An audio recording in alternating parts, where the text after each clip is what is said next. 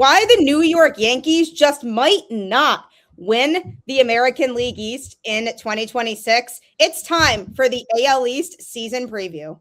Baseball is back.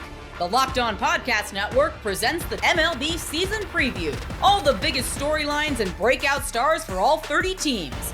Will the champs repeat, or will another team shock the league? From the experts at the Locked On Podcast Network, it's your team every day. Today's episode is brought to you by MLB The Show 26. Visit MLB.show/lockedon and use code LOCKEDON to unlock a pack for use in Diamond Dynasty. Available now on PlayStation 5, Xbox, and Nintendo Switch. Rated E for everyone. Hello, everyone, and welcome to the Locked On AL East season preview. I am Gabby Maljanian from Locked On Red Sox, and I am here with the AL East squad. Brian McKeon from Locked On Yankees, Kevin Weiss from Locked On Rays, Brayden Ewasko from Locked On Blue Jays, and Connor Newcomb from Locked On Orioles. Say all that 10 times fast. And we are here to talk all things AL East in what will hopefully be an exciting upcoming MLB season. And I'm so excited to tell you that this 2026 season preview is brought to you by FanDuel. Right now, new FanDuel customers can get $150 in bonus bets if your first $5 bet wins. Today, we will talk all about this division, what teams could make a splash or be trash, the offseason move that maybe changed a team's trajectory, and we start with the ending. Who actually wins the division? Now, this is always an interesting topic for all of us every year because there's always a little bit of you wanting to feel like it's going to be your team winning the division, and then there ends up, when you really think about it, being maybe another team that we think could win the division. So when we're thinking about offseason moves that were made for all of these teams, what do you guys think in terms of looking at the season, how things go? Right now, who do you think will win the division? Brian, I'm going to start with you because you're next to me on my screen. I guess it's a good option of which way to go. So it's actually controversial. I kind of feel like going into this year, the Yankees are kind of overlooked in a sense. Now they're the favorites in the division, and it's hard to say the Yankees are ever really overlooked.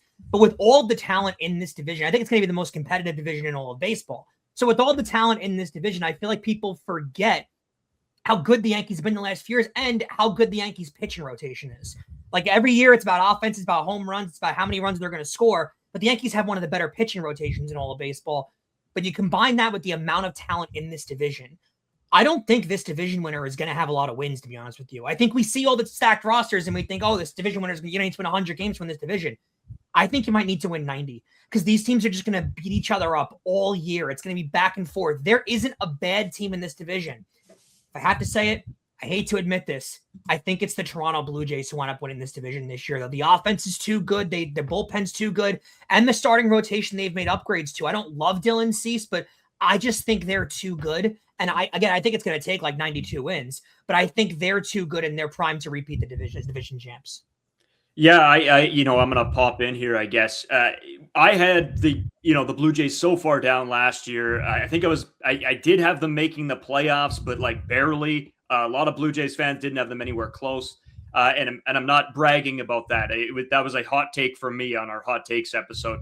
The Blue Jays did make a ton of additions. The Dylan Cease, you either love or hate the move as a Toronto Blue Jays fan. You think the contract is too much, or you say, hey, it's baseball. Money doesn't matter. Get the guy on our team. And that's what the Blue Jays decided to do, even though I think the Yankees are going to bounce back. I mean, they had some pitching injuries that really hurt them last season.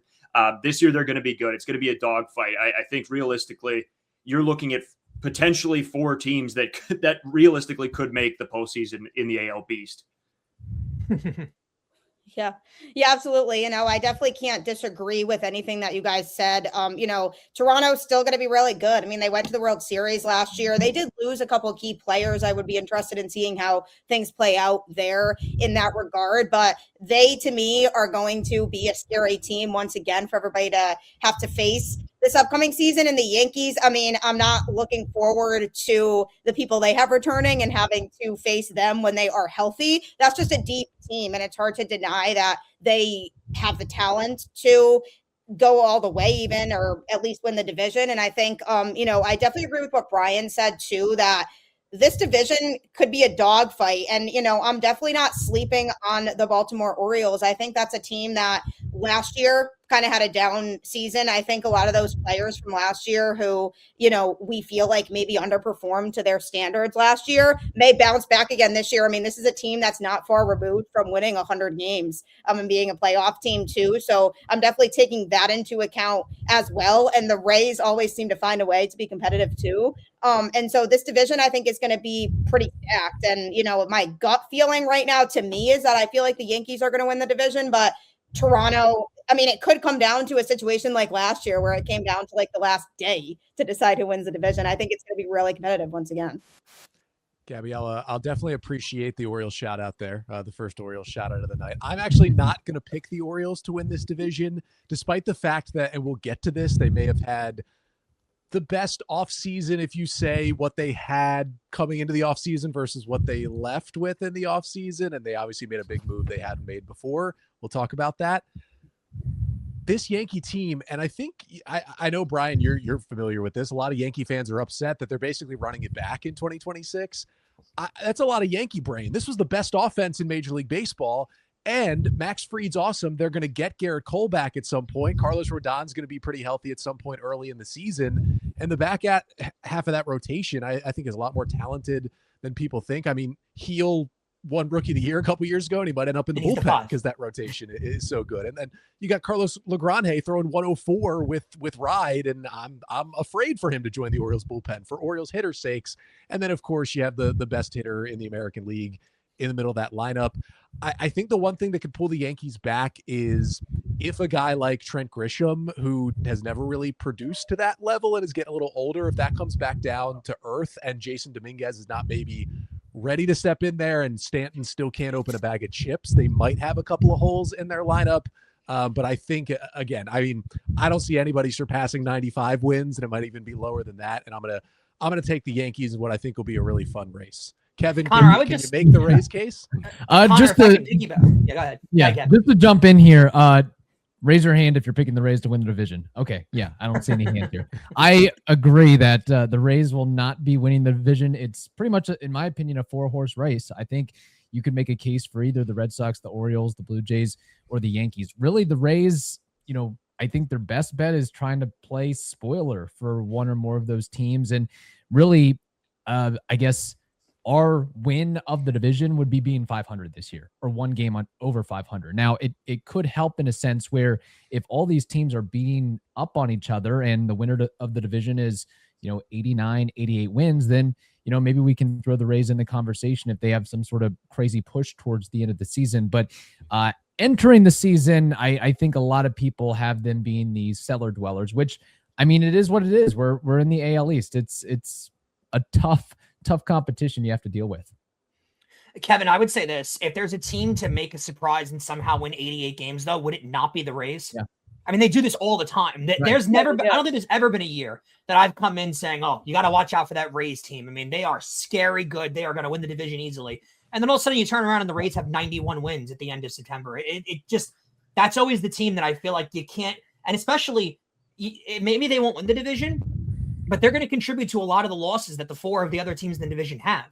Because I don't think anyone's going to go. The Rays are not going to be bottom feeders. They're not going to be a team that you just go into Tampa and just expect to get 3 wins out of every series.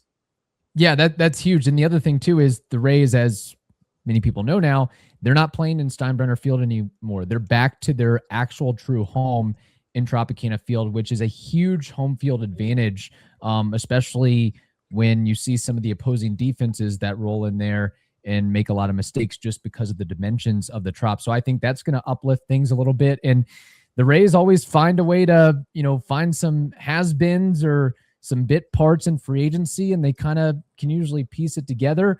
Where the offense is going to come from this season, nobody knows outside of Junior Caminero. But that's the thing is the Rays, it seems like every year, if you look at Baseball Prospectus or Fangraphs or MLB.com, they're always undervalued. They always seem to, for the most part, they seem to exceed what their initial win projections are. So they have, they've got some motivation on them as well. Yeah, this is a fun division. I don't think anybody can deny that. And it should be really competitive again. I think one of you said before that, there could be potentially 4 playoff teams coming out of this division, which is pretty scary and crazy to think about. But I do think it's going to be a tight race. I don't see one team in this division completely pulling away with the division. I think it's going to be one of those divisions that kind of comes down to the wire, and those head-to-head matchups and being able to take those matchups against the other teams in the division could really separate your team from another. So I'm really excited to kind of see how that plays out. And, it's going to be interesting to see if the new guys that these teams acquired are able to give them a boost as much as we're hoping that they would. And coming up next, we're going to be talking about maybe the offseason move that could have changed a team's trajectory heading into this upcoming season. It's the AL East MLB season preview. Today, I'm thrilled to be talking about our sponsor, MLB The Show 26. The greatest game in baseball is back with its newest installment. Baseball fans are going to have a hard time pulling themselves away from the game. It's really fun because you can truly live your dream of being a player in MLB The Show's career mode, and it makes you feel like you're living the career of that specific player. So if Roman Anthony is your favorite player, you could just play as him and coast through and feel like you're finding success in your own way. It's really cool. If you're a gamer, a baseball fan, or just want to enjoy America's favorite pastime in a new, exciting way, you are going to love MLB The Show 26. Play as your favorite team and franchise players and see if you have what it takes to win your own World Series. Visit MLB.show/lockedon and use code LOCKEDON to unlock a pack for use in Diamond Dynasty. Internet connection required. Available now on PlayStation 5, Xbox Series S and X, and Nintendo Switch. Rated E for everyone. MLB opening day is almost here, and with the excitement that comes with taking in everything at a Major League Baseball game, you're going to want to be able to get good deals on tickets, and that's exactly where Game Time comes in. I love it because it shows you the view from your seat when you buy it, so you know that you're not getting an obstructed view and that your money's worth it. And I also love the fact that there's no hidden fees, so what you see is exactly what you pay. I don't use any other ticketing vendor, so I highly recommend Game Time. 2 taps and it's done. No stress, no hidden fees, just great seats and minutes. That's what makes it so easy to decide last minute to hit a game. Take the guesswork out of buying MLB tickets with Game Time. Download the Game Time app, create an account, and use code LOCKEDON for $20 off your first purchase. Terms apply. Again, create an account and redeem code LOCKEDON for $20 off. Download the Game Time app today. Welcome back, everyone, to the MLB AL East season preview. So the question now is, we've talked about who we think might win this division, but who starts the season on the hot seat? I mean, there was a lot of pressure on some of these teams to make some big moves this offseason. You could argue for my Boston Red Sox after they made the playoffs last year with a lot of young talent, now seeing if they can respond with making some big moves to give them the chance to make a deeper playoff run. The Toronto Blue Jays, obviously lots of pressure on them because they went to the World Series last year. There's pressure on all these teams in different ways to have made strong moves this offseason. But if we're thinking about who starts the season on the hot seat in this division, what team would you say the most would be on the hot seat? I'd like to take the baton here and throw the pressure on Connor. I think it's the Baltimore Orioles. And if you look back to just a couple of seasons ago, this Orioles team was supposed to be the next thing in baseball, right? You had all the best prospects in baseball on this team. You had everything going forward.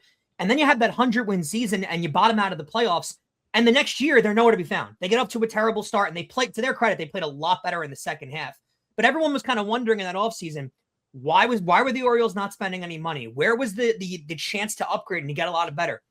Here's the thing. That young talent is still there. They made a lot of upgrades to their offense in the offseason, to their bullpen in the offseason. I still think the starting pitching is a little bit of a sore subject for some Orioles fans, probably, because I still think that's a little bit of a struggle. But there's room to upgrade. That's the team, though, Connor, and to all of you guys, that was the team 5 years ago that everybody said, watch out. Because in 4 or 5 years, that team's going to be really good and really hard to beat. And it seemed like they were taking that step, and they haven't. And now you kind of have a revamp this offseason. I think this is the year they have to get off to a good start, and they have to make noise somehow, Connor. Yeah, I mean, specifically to certain people, it's interesting because they do have a new manager, right? Craig Albernaz is not on the hot seat. He's about to manage his first ever big league game after they fired Brandon Hyde last May. They got off to a disastrous start. And Brian, they did play better, but they had dug such a big hole at the beginning of the season that it simply didn't matter. Now, I don't think Mike Elias, Orioles president of baseball operations, is on the hot seat to start the year because he did make some bigger moves this offseason than he's made in the past. But if 2026 goes anything close to 2025, Elias is certainly going to end the season on the hot seat. And that's different than a managerial change, because if you're going to change a GM, you're changing a philosophy of an organization for a guy in Elias who it's getting close to a decade. He was hired in November of 2018 to turn this organization around, which he did, but they still haven't won a playoff game. They made the playoffs twice. They won one division, but not a single win in October. That, I think, needs to be changed this year. And if it's not, I think Elias, I don't think they would fire him, but he would go into 2027 on maybe the hottest seat of any GM in baseball. Now, back to you, Brian, you mentioned it. I mean, I feel like Aaron Boone's just on a proverbial always hot seat from Yankees fans, but in reality, the Yankees are one of the best teams in baseball. Brian Cashman's had a whole ton of success. It's just, again, Yankee brain that not winning a World Series since 2009 feels like 100 years and not, 16 years. But I feel like it's got to be the Orioles because, I mean, nobody in Brayden's neck of the woods is on the hot seat right now. I mean, that's they were one Miguel Rojas swing away from winning the World Series, and the Rays are the Rays. It's a new ownership. I mean, Gabby, is there any pressure in Boston that could match what maybe the Orioles are facing this year? I do think a little bit. Yeah. I mean, Red Sox fans expect winning. And, last year the Red Sox made the playoffs and there was a lot of uncertainty surrounding if they would be a playoff team, especially after they traded Rafael Devers. And there was this question of, are they going to be able to still contend with other playoff caliber teams? They made the playoffs, lost in the wild card round, showed that they have exciting young talent that can hopefully continue to grow and develop. And there's definitely pressure there because of the way that the Red Sox front office handled this offseason. They made some big moves on the pitching side, and I anticipate that the Red Sox rotation in particular is going to be really good going into this season. But on the offensive side of the ball, it was a little bit of an underwhelming offseason for the Red Sox, and that's where a lot of the pressure comes in because they're banking on a lot more growth from some of these young players where there isn't an overly large sample size. Guys like Roman Anthony, they're expecting a huge leap from him, which I do anticipate will happen. Jaron Duran getting back to form offensively like he was in 2024. Sadam Rafaela continuing to improve. Willie Abreu continuing to improve. There's all these question marks with some of these players, and the way that their offense is constructed right now, they kind of need these things to happen. Trevor Story, they need a fully healthy season from him. Again, Masataka Yoshida, they don't even know how they're going to get him even playing time at this point. So there's just a lot of question marks still surrounding the offense. So there's a lot of pressure when it comes to how this offense is able to perform because Craig Breslow's going into this season feeling pretty confident with this team, but because of the question marks surrounding the offense, this could backfire if these guys aren't living up to the standards that the Red Sox want them to. So I would say there's some pressure going into this season, especially because they were a playoff team last year. So now the expectation is that they will be a playoff team once again in 2026. And I just hope that things go in that direction for them. But I do agree that, from the standpoint of the Toronto Blue Jays, I mean, I think a lot of people there are just excited for the season and excited to get back to where things were. But, I think that pressure could end up coming into play at some point later on in the season if the Blue Jays aren't performing at that same level as they performed at last year, the team that went to the World Series. Now there's a lot of expectations on them. So for Brayden, I don't know if there's any internal pressure there because of how far they went last year. Yeah, it's an interesting question because I think the pressure comes from if the Blue Jays would have gone out and blown out the rest of the division and had a sizable lead going into the playoffs, but that didn't happen. They squeaked that first playoff spot out, right? And I go back to this, and I like to look at the Orioles when I'm talking about the Toronto Blue Jays because it's a very similar situation the Toronto Blue Jays were in a few years ago. All of their young guys are finally coming up, and then nobody's playing like they expected them to.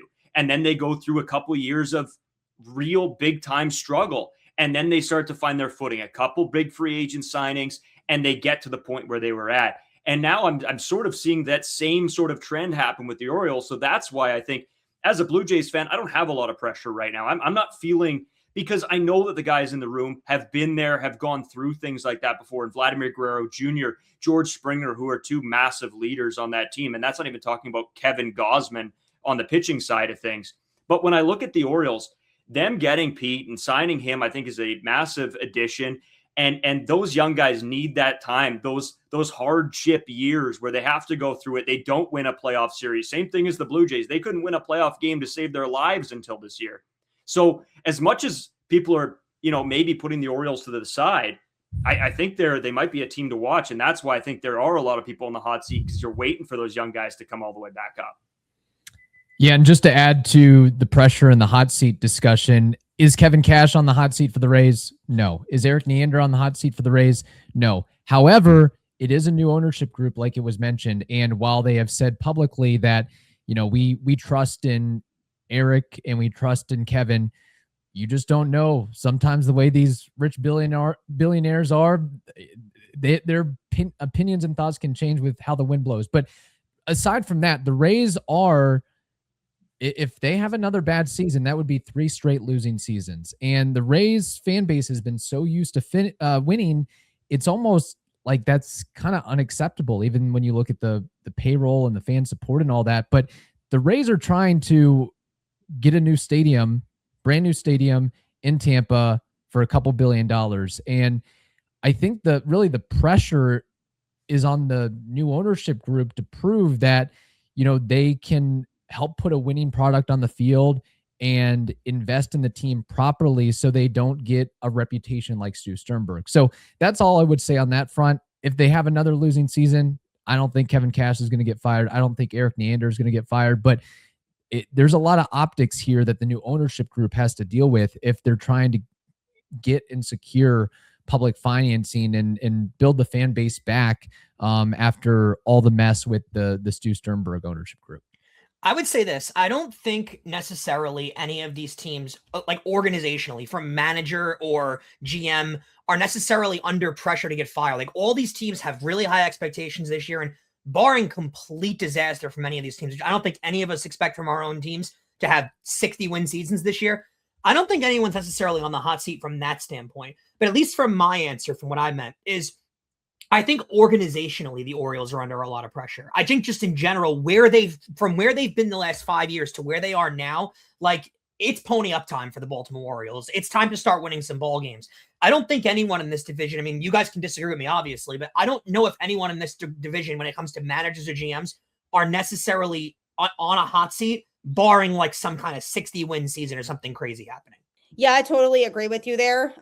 This is the time for the Orioles to step up. They have the talent and they've invested in the talent, I think, is another big thing too. So now it's time for that to take form and play out on the field the way that they are hoping that it will. So again, it seems like we are kind of in agreement here. Maybe the Baltimore Orioles are in the hot seat the most in this division, but coming up, we're going to be discussing who could make a splash and who could be absolute trash going into this year. It's the American League East 2026 MLB season preview. If you're in a job where there's a lot of workplace chaos with all of your deadlines stacking up, but you're also responsible for the hiring process for a position, if it's still sitting open and it's bothering you because you can't find the right candidate, that's exactly how Indeed sponsored jobs can help you, because what it does is it actually filters people out and helps you reach the people who actually fit what you're looking for, whether that's skills, experience, location, so that you're not just basically randomly and aimlessly scarfing through resumes and not finding the right candidate. And here's a stat that says it all. In the minute I've been talking to you, companies like yours made 27 hires on Indeed, according to Indeed data worldwide. Spend less time searching and more time actually interviewing candidates who check all of your boxes. Less stress, less time, more results. When you need the right person to cut through the chaos, this is a job for Indeed sponsored jobs. And listeners of this show will get a $75 sponsored job credit to help get your job the premium status it deserves at Indeed.com/LockedOnRedSox. Just go to Indeed.com/LockedOnRedSox right now and support this show by saying you heard about Indeed on this podcast. Indeed.com/LockedOnRedSox. Terms and conditions apply. Need to hire? This is a job for Indeed sponsored jobs. Hey, this is Jeff Carr from Locked On Reds, and I've reached the point in my life where my wife and I are looking toward the future. We've got the house, we've got the career, we even have an awesome dog, but now we need to secure that future. That's where Ethos comes in for us. When I look at this insurance or that insurance and I try to pick one, I might as well be reading an entirely different language.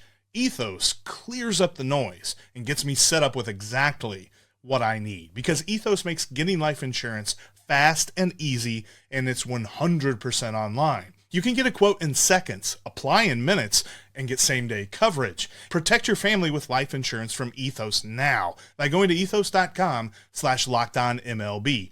In as little as 10 minutes, you can get a free quote and up to $3 million in coverage at ethos.com/LockedOnMLB. That's ethos.com/LockedOnMLB, ethos.com/LockedOnMLB. Application times and rates may vary. Just a reminder, everybody, that you can subscribe to the Everydayer Club for any of these shows if you are interested in consuming more content and being part of a fun Discord server for your specific teams as well. So make sure you head to supercast.com and find your show's channel and subscribe that way, because it's a ton of fun and you can interact with us here as well as other fans of the team that you follow, and you can all crash out over games together. So make sure that you subscribe to that today as well. But as we think about the AL East landscape going into this upcoming season, all these teams made some moves this offseason to hopefully improve their teams, but who would we say was the most impactful player that came into this division this offseason? That could be from your own team or from any team. Like, who is the player that you guys are thinking about that you're identifying and saying, wow, that player is the most impactful player that came in this offseason that's going to make the most difference to their team? Yeah, I'll kick things off. I think there are realistically two major options here. It's Pete Alonso for the Orioles. That is an absolutely fantastic pickup. I didn't really know what was going to happen. I just in my head expected, he'll go back to the Mets. That's what's going to happen. And then, they bring him over to Baltimore. And I think I did a little fist slam on my desk when I saw that, because the AL East just keeps getting better and better. But in the other side of things, if you want to look at pitching or do you want to look at offense, those are two different things. And I think Dylan Cease could be the biggest piece brought in for the Toronto Blue Jays. He is an ace, and some people hate his underline or his baseline statistics. But when you look at this guy under a microscope, you see all the right things. Just a guy that hasn't come into his own yet. And the Blue Jays pitching staff and management have been able to develop pitchers really, really well. And that's one of the reasons I think Dylan Cease was very thrilled to come to Toronto. So I think those are your two best options right there. Yeah, I'll have to jump in and take the Pete Alonso side. I mean, for the Orioles, I think there's an argument to be made that Alonso is actually not the best or most valuable player that an AL East team added this offseason. I mean, if Dylan Cease finally kind of puts it, I don't want to say put it all together because he's had good seasons, but you know what I mean? It's a roller coaster sometimes with Cease. And if he can be a little more consistent and cut the walks, you've got a number one pitcher that the Blue Jays just went and signed that I really wanted the Orioles to go and get. You've got guys like Ronher Suarez and Wilson Contreras, who I think will really, really help in Boston. And yes, the Yankees did run it back, but the players they re-signed are good players who are going to continue to help them win ball games. But I think the Pete Alonso thing is so big because yes, the Orioles have had pitching issues, but their offense was pretty easily, arguably more disappointing than their pitching staff last year. A lot of it was just regression and then some injuries built into basically every single hitter but Jackson Holiday last year. But the other thing is the Orioles haven't spent on anybody, and they still haven't spent on pitching. But to give out a 5-year, $155 million deal to a legitimate all-star player, not an MVP level player, but a legitimate all-star player in Pete Alonso. And yes, he's on the other side of 30. And yes, that contract in years 4 and 5 might not age super well. But this is something the Orioles haven't done. And I think the best part of the Orioles offseason was at the press conference after Pete signed. Scott Boras' agent was there as well. And Boras was asked, because Boras has a lot of young, important Orioles clients, Jordan Westberg, Gunnar Henderson, Jackson Holiday, all Boras clients. He was asked, hey, did this change how you talk with the Orioles or with other players? And Boras said, I immediately got calls from all 3 of those guys after the Alonso deal, basically saying, hey, the Orioles are finally showing us they're for real. And I think this makes it more likely those players might re-sign in Baltimore, and also makes it more likely another free agent next year will say, hey, Pete took their money, I can too. I think that's a huge thing, Connor. Just from a respect level around all of baseball, the Orioles were never that team that was going to go out there and spend all that money.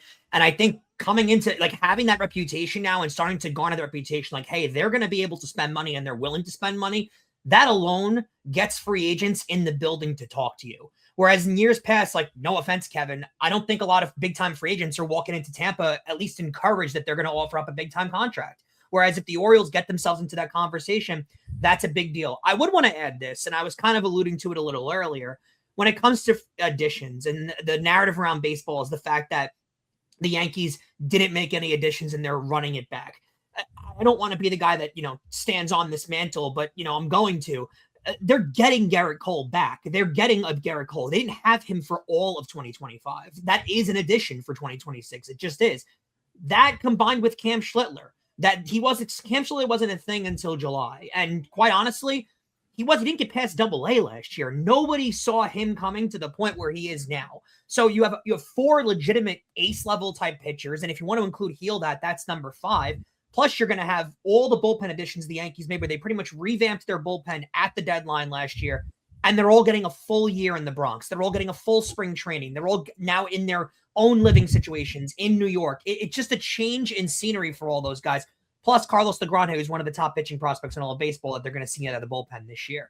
I just think there's a lot of additions that don't feel like normal big splash Yankee names, but a lot of guys that are either coming back or making their first opening day starts with the Yankees. I think that's a huge thing that's, again, kind of being overlooked this year. Hey, if we're going by that point of view, maybe I'll throw my hat in the ring for Shane McClanahan being the best addition after missing the last couple of years for the Tampa Bay Rays. And of course, he's going to be on an innings limit, and we're just not sure what we're going to get from him. But that, if he is as impactful as he was pre-injury, that would be a huge move. But from the Rays perspective, it just got more challenging, and seeing the moves that the Orioles made, the Blue Jays made, the Red Sox made, some of the people coming back on the Yankees, I think from Rays fans' point of view, it just made the division that much harder, especially when you consider that the Rays lost a lot of key pieces headlined by Brandon Lau, and then the Rays, kind of throwing the kitchen sink at a problem by making minor move here, minor move there. We'll throw a 1-year deal at a guy, a 2-year deal at a guy, and call it a day. Where there were some definite splash moves by some of these other teams that, of course, the Rays are. It's just not something that they can compete with. They can get close. They can be in on the conversation on a Freddie Freeman. They can be in on the conversation on a Marcell Ozuna. But in the previous ownership, they weren't able to land that guy. So we'll see if the new ownership will be able to do that in time, especially if and when they get a new stadium in Tampa. Yeah, it's interesting you say that about being in the conversation, because it feels like the Red Sox are always in the conversation for those guys, and they can land them. They just choose not to sometimes. And I think, Pete Alonso was brought up, would have been a great fit for the Boston Red Sox too. So when he went to a division rival, I was like, are you kidding me? But that'll be great for the Orioles. I think he's a great fit there too. And when it comes to moves that were made, I mean, I can't overstate how excited I am about the Red Sox pitching. I think that was the best thing they did this offseason was they really built up depth too. I mean, they have a guy who pitched in a playoff game last year that's going to be starting the season in AAA because there's just not room in the rotation right now. And that's a good problem to have. I mean, they have two really exciting pitchers who can come up at any time due to injury or whatever else, or if somebody's maybe struggling or not performing, or if they maybe have a Walker Buehler type of situation from last year with maybe Sonny Gray, for example, then they have somebody that they can grab from AAA and say, hey, we need you. They didn't really have that last year. And I think having that depth is going to be the biggest storyline surrounding the Red Sox pitching staff going into this year. And I am really excited about the additions they made. I am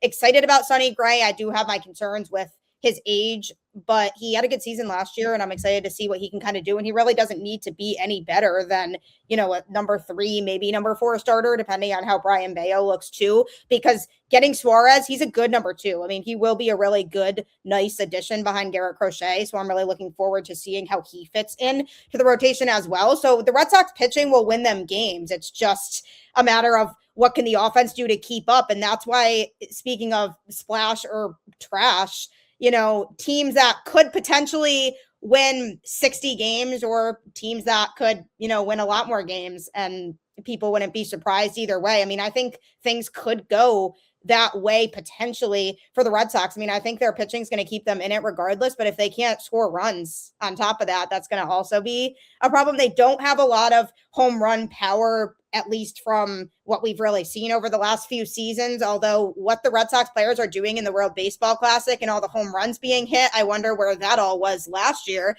And I'm hoping that all comes into play this year with some of these players who are really contributing right now. If that can carry over into the season, I'm really looking at that. But I do think the offense is going to be what makes or breaks the potential for this Boston Red Sox team. I think if some of these guys are hitting the way they are right now in the WBC, this could be a really good baseball team. But if they are not hitting like that and they're average offensively, I things could not go well. So it'll be interesting to see how that plays out. But Brian brought up a good point too earlier about the Tampa Bay Rays, that they could be a team that either makes a huge splash or ends up not being very good. And I don't think people would be super shocked either way. Yeah, it really could go a couple different ways. I mean, if the team is struggling out the gate and the trade deadline comes and the Rays are selling pieces like per usual, then you could see the team kind of in a way tank. And then that would lead to, winning 63 or 65 or 67 games. But on the flip side of that, if Shane McClanahan, after a couple tune-up starts, is like his old normal self, and you have some of these guys that still need a little bit more time to marinate and they pop off, like Jacob Melton has a huge season, or Carson Williams gets called up and has a huge season. I mean, the Rays always try to win on the margin. So that's where the defense and pitching will be so critical. And they just have to have enough offense to win games. And they'll be buoyed by the fact that, they do have the home field advantage and the defensive edge of playing half their home games at Tropicana Field. It's just, it's hard to replace a guy like Brandon Lau. It's hard to replace your closer in Pete Fairbanks. You had a guy that pitched more than 160 innings last season, Shane Baz, who, you guessed it, he's now on the Orioles. So there's a lot of challenges there for the Rays. But honestly, like if there's a team that, hey, either wins 60 or wins 80, that really could be the Rays, just on how things play out this season. Yeah, no arguments for me. The Rays were always going to be my pick. It's they're always that team. You just never know. You can't count them out because they'll take a 3-gamer on you, and then you're sitting there with your head in your hands. But at the same point, you could go there and take 3 on them. So it's always an interesting season for the Rays. So I always pay attention. I always check the box when we go to play them, because it's always scary. I don't know if you guys would agree, but I think a major storyline this year in the American League East is going to be those little games in the season that are either lost by a bad bullpen decision or lost on the base pass or a bad out late in games. It's going to be such a tight division this year. And again, I think it comes down to like 90 to 93 wins is going to get this division done. And that 3 of these teams could be in that range. And I think this is a year where I don't want to say overreact when these happen, but it's going to be a storyline when your team loses a game in May where they're up 2 in the 9th inning and they blow it because of a bad bullpen decision. They blow it because of a bad base running decision. Those losses could really come back to bite you this year more than ever because of how tight this division is going to be. Yes, totally. I agree with you. Going to be really tight. And I think every team is really going to have to cater to their strengths. That might help throw off other teams within the division. And I think even with, my own team that I'm looking at here, like the Red Sox are an athletic team and they may not have the most home run power, but they do have a really strong ability on the base paths to put pressure on opposing pitchers. And I think that's going to be something that can help them win games with the pitching to go along with it. So I think there's going to need to be some creativity there when it comes to these teams being able to potentially win this division, which I do expect to be a gauntlet once again. But before we all go, what is one bold prediction for your team that doesn't have to do with how many wins you think your team is going to have, just in thought about your team that you think is going to happen this year that might be considered a bold prediction? And whoever wants to start that is fine. We'll just kind of go round robin on that. I think the Yankees are going to have one of the most intensifying offensive storylines in all of baseball in Ben Rice. I think Ben Rice is going to really show up this year. And if you've watched him for the last couple of years, you've seen the progression. I think this is a year he might go 40 and 90. I think the Orioles internally find their legitimate ace this season. I think Kyle Bradish flashed that in 2023. He finished 4th in AL Cy Young voting. He was awesome in the 15 or so starts he's made over the past 2 years, but in between that was Tommy John. So we haven't really seen him for 2 seasons. Between him, maybe Trevor Rogers can somewhat close to repeat the 1.8 ERA he posted. Now, it was only in 18 starts last year and in not the most high pressure situations with the Orioles being out of it. And then the third one is, with a healthy year, not playing in a Mickey Mouse ballpark, do we see finally the Shane Baz breakout after he gets himself healthy and gets into a regular park?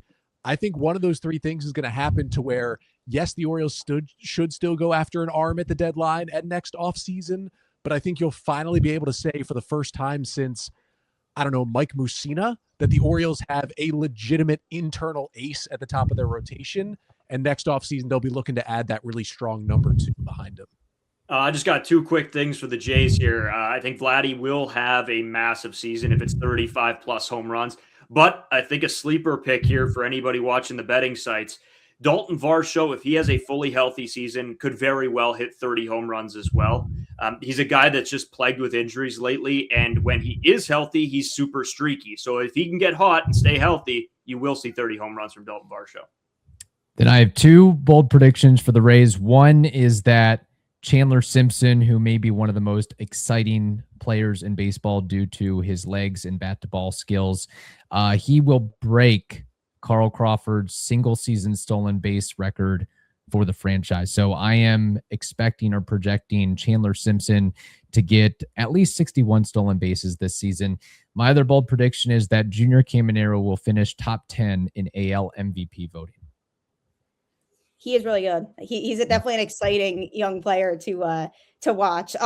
Yeah, you guys all have pretty positive bold predictions, which is good. Mine is actually, I don't know if negative's not the right word, more a concern, but I think Aroldis Chapman's we're going to see a large dip from what we saw from him last year. I think, that was super fun and unexpected that he just did what he did last year and was lights out all year. And it's hard to match that or top that. I don't even think he's going to match it. I think we're going to see a big dip. And I think the Red Sox are going to, at some point in the season, have to be forced to go in a different direction when it comes to closer. And obviously, no disrespect to Aroldis Chapman, a Hall of Fame closer for sure. But, age is catching up with him. And I just don't see him being as effective as he was last year. And what their backup plan is for that, we don't really know right now, but I think that they're at some point going to end up being in a situation where they're going to have to be forced to get to that. Hopefully I'm wrong. I hope I'm dead wrong on this. I've talked about it a lot on my show, but we could really use Chapman doing what he did last year if we want to make a deep run this year, but we'll have to see how that plays out. But guys, I'm really excited for this division. It's tough being in this division, but lots of exciting talent in this AL East. And I'm excited to kind of see how everything plays out with all these teams. Looking back on this at the end of the season will be fun to kind of see if our predictions came true or who ends up winning the division. I feel like sometimes it ends up being a surprise who ends up winning. So it'll be interesting and fun to see how that all plays out. But for all of the division previews for the 2026 MLB season, subscribe to Locked On MLB on YouTube or wherever you get your podcasts. And for more on the Boston Red Sox, Baltimore Orioles, New York Yankees, Tampa Bay Rays, or Toronto Blue Jays, subscribe to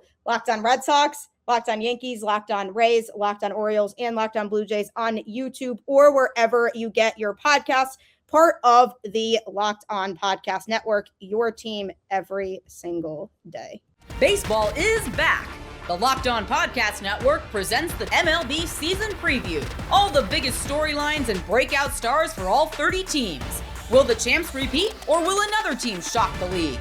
From the experts at the Locked On Podcast Network, it's your team every day.